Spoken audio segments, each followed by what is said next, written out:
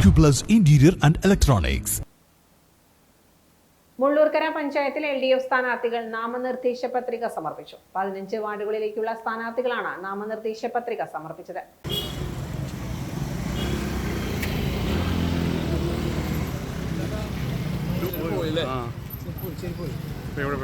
ഇടതുപക്ഷ ജനാധിപത്യ മുന്നണിയുടെ 16 വാർഡുകളിലെ സ്ഥാനാർത്ഥികളെ നിശ്ചയിച്ച് ഘടകകക്ഷിയായ CPI ചേർന്ന് നോമിനേഷൻ നമ്മൾ സമർപ്പിച്ചു കഴിഞ്ഞു.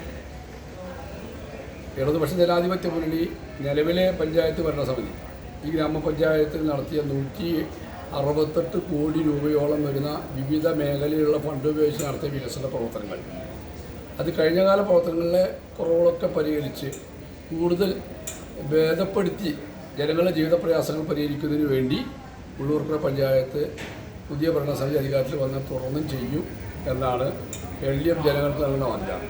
8ാം വാർഡിലേക്കുള്ള സ്ഥാനാർത്ഥിയെ പ്രഖ്യാപിച്ചിട്ടില്ല.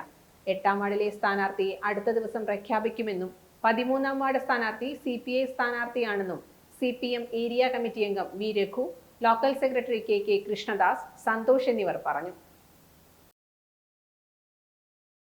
Time kids preschool, Mannannur road, Vaniyamkulam. .view news.